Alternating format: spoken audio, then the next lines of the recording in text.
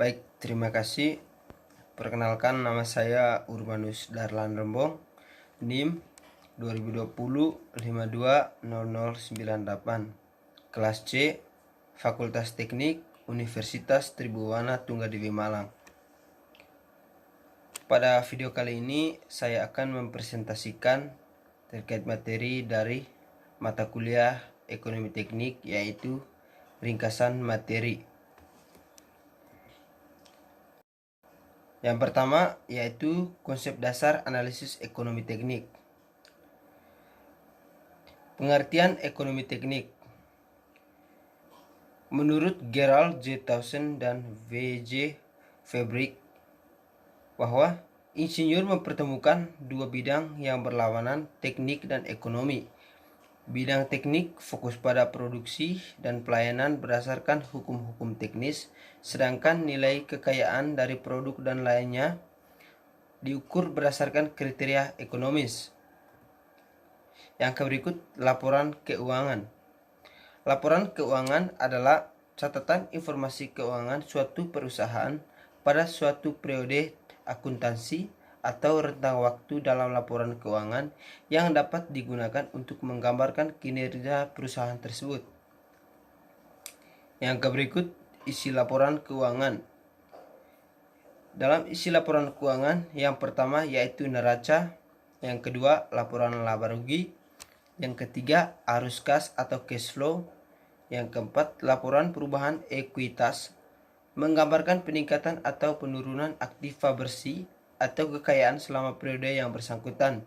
Yang kelima, laporan operasional, laporan yang menyajikan informasi mengenai seluruh kegiatan operasional keuangan. Yang keenam, catatan atas laporan keuangan. Dan yang ketujuh, yang terakhir, laporan perubahan saldo anggaran lebih, laporan yang menyajikan informasi kenaikan dan penurunan SAL tahun pelaporan. Yang berikut fungsi laporan keuangan. Laporan keuangan merupakan hasil dari proses akuntansi yang dapat digunakan sebagai alat untuk komunikasi antara data keuangan atau aktivitas suatu perusahaan dengan pihak-pihak yang berkepentingan dengan data atau aktiva perusahaan tersebut. Menurut Munawir S., fungsi laporan keuangan bagi yang pertama yaitu investor, yang kedua karyawan, yang ketiga pemberi pinjaman, yang keempat pemasok dan kreditur usaha lainnya, yang keenam pelanggan, yang ketujuh pemerintah, dan yang kedelapan masyarakat. Yang berikut yaitu tujuan laporan keuangan. Tujuan laporan keuangan yang pertama yaitu untuk memberikan informasi keuangan yang dapat dipercaya mengenai sumber-sumber ekonomi dan kewajiban serta modal suatu perusahaan. Yang kedua, untuk memberikan informasi yang dapat dipercayai mengenai perubahan dan sumber-sumber ekonomi neto atau sumber dikurangi kewajiban suatu perusahaan. Yang ketiga, untuk memberikan informasi keuangan yang dapat membantu para pemakai laporan keuangan. Yang keempat, untuk memberikan informasi penting lainnya mengenai perubahan dalam sumber-sumber ekonomi dan kewajiban. Dan yang kelima, yang terakhir, untuk mengungkapkan sejauh mungkin informasi lain yang berhubungan dengan laporan keuangan yang relevan. Yang berikut sifat laporan keuangan.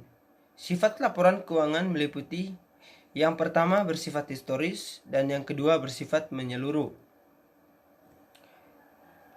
Yang berikut cash flow atau aliran uang atau arus kas. Cash flow adalah suatu laporan keuangan yang berisikan pengaruh kas dari kegiatan operasi, kegiatan transaksi, investasi, dan kegiatan transaksi pembiayaan atau pendanaan serta kenaikan atau penurunan bersih dalam kas suatu perusahaan dalam periode tertentu. Yang berikut fungsi cash flow. Cash flow mempunyai tiga fungsi lainnya, yaitu yang pertama fungsi likuiditas. Yang kedua, fungsi anti-inflasi. Yang ketiga, fungsi capital growth. Cash flow proyek, yaitu aliran uang yang berhubungan dengan suatu proyek, dapat dibagi menjadi 3 kelompok, yaitu initial cash flow atau aliran uang awal. Yang kedua, operational cash flow atau aliran uang operasional. Yang ketiga, terminal cash flow atau aliran uang akhir. Yang berikut, penyusunan cash flow. Langkah dalam penyusunan cash flow yaitu antara lain sebagai berikut. Yang pertama, menentukan minimum uang. Yang kedua, menyusun perkiraan kebutuhan dana dari hutang yang dibutuhkan untuk menutupi defisit kas dan membayar kembali pinjaman dari pihak ketiga. Yang ketiga, menyusun kembali keseluruhan penerimaan dan pengeluaran serta adanya transaksi finansial dan budget kas yang final. Yang berikut yaitu depresiasi. Depresiasi adalah penyusutan nilai fisik atau direction value barang dengan berlalunya waktu dan penggunaan berdasarkan umur ekonomis aktual aset sampai umur rencana tertentu atau useful life, dengan mempunyai nilai buku atau book value atau shelf value. Penurunan atau penyusutan nilai pasar, penurunan nilai pakai atau kegunaan, penurunan alokasi kos fungsi waktu, kegunaan atau umur. Pertanyaannya, apakah semua barang bisa didepresiasi? Jawabannya tidak, karena dapat didepresiasi jika memenuhi ketentuan berikut, yaitu kriteria yang pertama, harus digunakan dalam bisnis atau untuk menghasilkan pendapatan. Yang kedua, harus mempunyai umur efektif yang dapat ditentukan. Yang ketiga, sesuatu yang dapat dipakai sampai aus, rusak, diperbaiki, menjadi tidak dipakai. Dan yang keempat, bukan merupakan barang inventory, stok dalam perdagangan atau barang investasi. Mengenai barang, yaitu barang, ada 2 jenis barang, yaitu barang berwujud atau tangible dan tak berwujud atau intangible. Barang berwujud dibagi lagi menjadi 2, yaitu yang pertama barang pribadi atau personal property, dan yang kedua barang real atau real property. Dan barang tak berwujud antara lain misalnya hak cipta, paten. Yang berikut yaitu metode depresiasi.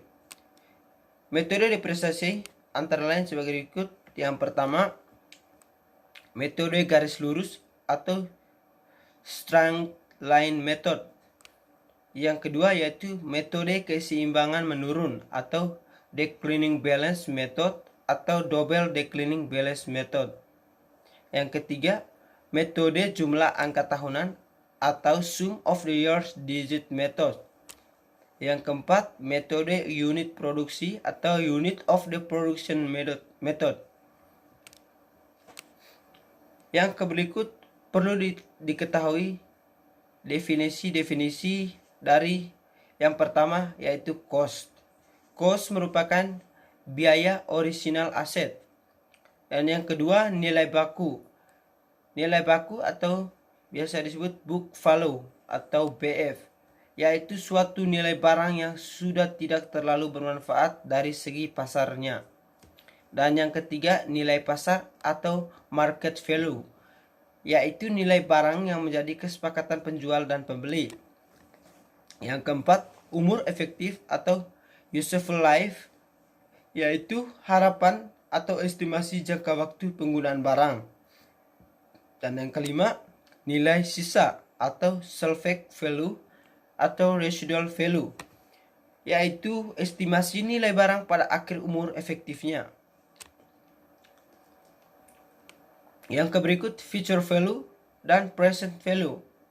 Yang pertama yaitu future value, adalah metode perhitungan pada sebuah nilai uang di masa yang akan datang dari uang yang diterima atau dibayarkan pada masa sekarang dengan memperhitungkan tingkat bunga pada nilai uang tersebut setiap periode selama jangka waktu tertentu.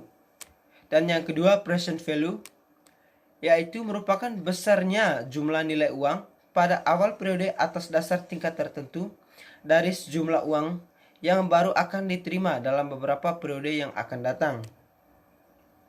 Yang berikut NPV, IRR atau Net Present Value dan Internal Rate of the Return. Yang pertama yaitu Net Present Value atau NPV, yaitu merupakan metode yang menghitung selisih antara manfaat atau penerimaan dengan biaya atau pengeluaran. Rumus NPV adalah sebagai berikut. Yang pertama yaitu NPV sama dengan PV benefit dikurangi PV cost sama dengan B dikurang C. Keterangannya sebagai berikut, yaitu B sama dengan benefit yang telah didiskon, sedangkan C merupakan cost yang telah didiskon. Yang kedua, internal rate of return atau IRR, yaitu merupakan suatu tingkat bunga yang menunjukkan nilai bersih sekarang atau NPV sama dengan jumlah seluruh investasi proyek. Rumus IRR adalah sebagai berikut, yaitu IRR sama dengan I ditambah NPV per NPV dikurangi NPV aksen dikali I aksen dikurang I.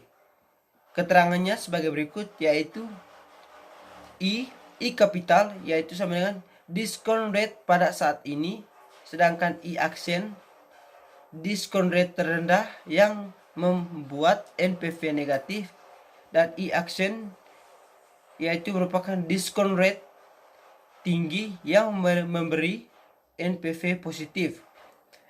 NPV aksen sama dengan NPV positif dan NPV aksen sama dengan NPV negatif. Yang berikut bunga. Tingkat bunga menurut Anies yaitu adalah rasio dari bunga yang dibayarkan terhadap induk dalam suatu periode waktu dan biasanya dinyatakan dalam persentase dari induk. Rumus yaitu sama dengan tingkat bunga sama dengan bunga yang dinyatakan per unit waktu per induk dikali 100%. Ya. Selanjutnya jenis bunga. Yang pertama bunga biasa atau sederhana atau simple interest. Rumusnya yaitu I sama dengan P dikali I dikali N, di mana I kapital sama dengan bunga yang terjadi atau rupiah, sedangkan P induk dipinjam atau diinvestasikan, sedangkan I kecil yaitu tingkat bunga per periode, dan N merupakan jumlah periode yang dilibatkan. Yang kedua yaitu bunga majemuk atau berlipat atau compound interest. Rumusnya yaitu total sama dengan P dikali 1 ditambah I dipangkatkan N, di mana total sama dengan jumlah hutang yang harus dibayar dalam bentuk rupiah, sedangkan P merupakan jumlah induk yang dipinjam atau diinvestasikan. I merupakan tingkat bunga per periode dan N merupakan jumlah periode yang terjadi. Berikut merupakan rumus-rumus perhitungan bunga, yaitu yang pertama notasi dik 2 yaitu I. I merupakan suku per satuan waktu. N merupakan jumlah satuan waktu per periode. P sama dengan present value atau principal atau pokok atau jumlah uang pada saat sekarang ini. Sedangkan A merupakan annual payment atau pembayaran tahunan, dan G merupakan gradient series atau annual yang tidak konstan membentuk suatu kenaikan atau penurunan yang teratur. SFF atau sinking fund factor atau penanaman sejumlah uang. CRF atau capital recovery factor yaitu pemasukan kembali modal. Yang berikut yaitu inflasi dan deflasi. Yang pertama yaitu pengertian inflasi. Pengertian inflasi adalah suatu gejala di mana tingkat harga umum mengalami kenaikan secara terus-menerus. Rumus untuk menghitung inflasi adalah berdasarkan IHK, yaitu IHK sama dengan PN per PO dikali 100, yaitu inflasi sama dengan IKHN dikurangi IKHN 1 per IKHN 1 dikali 100, yaitu PN sama dengan harga sekarang, sedangkan PO merupakan harga pada tahun dasar. Inflasi adalah angka inflasi yang dicari, sedangkan IHKN merupakan indeks harga konsumen tahun dasar atau umumnya diberi nilai 100. Sedangkan IHKN 1 adalah indeks harga konsumen tahun-tahun sebelumnya. Yang berikut yaitu sebab timbulnya inflasi. Sebab timbulnya inflasi yang pertama yaitu jumlah hutang yang beredar terlalu berlebihan, jumlah uang yang beredar terlalu berlebihan sehingga melebihi keuntungan. Yang kedua, tradisi masyarakat yang bersifat konsumtif sering mengimpor barang. Yang ketiga, terjadinya bencana alam. Dan yang keempat, terjadinya defisit pada APBN. Yang kelima, terjadinya ekspansi kredit. Yang keenam, terjadinya demo atau pemberontakan. Yang ketujuh, pengenaan pajak pada konsumen. Yang kedelapan, kenaikan harga BBM. Yang berikut yaitu jenis-jenis inflasi. Jenis-jenis inflasi dibagi menjadi 3, yaitu yang pertama berdasarkan parah dan tidaknya inflasi, yaitu yang pertama inflasi ringan atau creeping inflation, yang kedua inflasi sedang, yang ketiga inflasi sedang, dan yang terakhir inflasi hiperinflasi. Dan yang kedua itu berdasarkan penyebabnya. Berdasarkan penyebabnya yaitu ada 2, yaitu inflasi permintaan agregat atau demand pull inflation. Yang kedua inflasi biaya atau cost push inflation. Dan yang ketiga berdasarkan asal inflasi. Dibagi lagi menjadi 2, yaitu inflasi dalam negeri dan inflasi dari luar negeri. Yang berikut yaitu deflasi. Deflasi adalah suatu periode di mana harga-harga secara umum jatuh dari nilai uang, dan nilai uang bertambah. Deflasi merupakan kebalikan dari inflasi. Jika inflasi terjadi akibat kebanyakan jumlah uang yang beredar di masyarakat, maka deflasi karena kurangnya jumlah uang yang beredar. Sebab timbulnya deflasi yaitu yang pertama menurunnya jumlah uang yang beredar di masyarakat, yang kedua naiknya jumlah barang di pasar, yang ketiga permintaan barang yang menurun. Jenis-jenis deflasi yang pertama deflasi strategis dan yang kedua deflasi sirkulasi.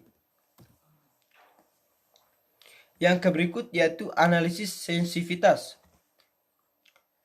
Sensitivity analysis merupakan suatu pengujian dari suatu keputusan, misalnya keputusan investasi, untuk mencari seberapa besar ketidaktepatan penggunaan suatu asumsi yang dapat ditoleransikan tanpa mengakibatkan tidak berlakunya keputusan tersebut.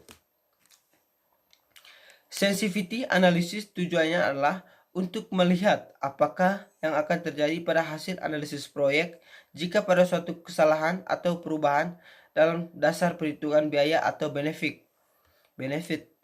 Dengan demikian, tujuan utama daripada analisis sensitivitas yaitu yang pertama, untuk memperbaiki cara pelaksanaan proyek yang sedang dilaksanakan. Yang kedua, untuk memperbaiki desain daripada proyek sehingga dapat meningkatkan NPV. Dan yang ketiga, untuk mengurangi risiko kerugian dan menunjukkan beberapa tindakan pencegahan yang harus diambil. Yang berikut yaitu analisis nilai pengganti atau switching analysis, yaitu merupakan variasi dari analisis sensitivitas.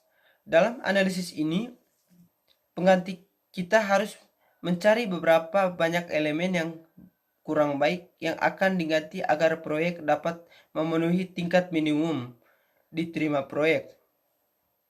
Dengan kata lain, sampai berapa persen perubahan yang terjadi pada variabel yaitu yang diduga bisa menyebabkan perubahan sehingga proyek dikatakan masih dapat diterima, atau dicari sampai NPV sama dengan 0 net, yaitu B per C sama dengan 1 dan IRR sampai tidak DF yang digunakan. Baik, terima kasih. Mungkin demikian presentasi yang dapat saya sampaikan. Atas perhatian dan kerjasamanya diucapkan terima kasih. Sekian dan terima kasih.